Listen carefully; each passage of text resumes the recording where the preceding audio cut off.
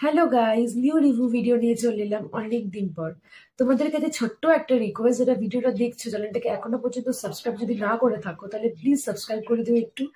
আজকে কথা বলবো তথাকথন পরিচালনায় তৈরি বিক্রম চ্যাটার্জি অভিনীত পারিয়া নিয়ে।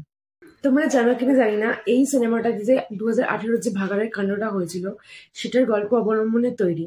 আচ্ছা, তার আগেই বলে রাখি, আমি বিক্রম চ্যাটার্জির খুব বড় ফ্যান। তো যাই হোক, প্রথমেই বলতে হবে যে গল্পের মেসেজটা দারুণ।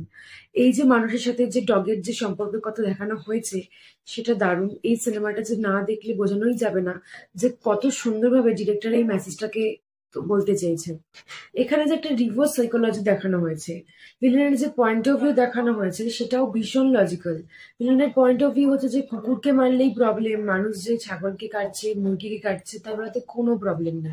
অ্যানিমেল লাভ তো সব অ্যানিমেলের প্রতি হওয়া দরকার, তাই না? তো এই লজিকটা আমার ভীষণ ভালো লেগেছে। এবার আসি পারফরমেন্সের কথায়। বিক্রম চ্যাটার্জি, সৌম্য চ্যাটার্জির পারফরমেন্স অনবদ্য।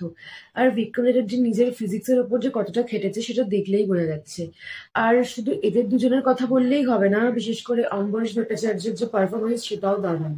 তো সব মিলিয়ে সিনেমাটা বেশ ইউনিক কনসেপ্ট এবং পারফরমেন্সটা খুব ভালো। অ্যাকশন ওয়াইজ একটা বেশ নতুনত্ব লেগেছে।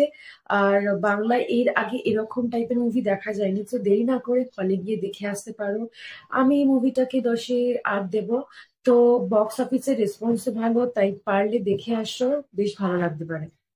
আজকের মতো এইটুকুই। ভিডিওটা ভালো লেগে থাকলে লাইক, কমেন্ট, শেয়ার আর সাবস্ক্রাইব করে দিও। দেখা হচ্ছে নেক্সট কোনো ভিডিওতে। বাই।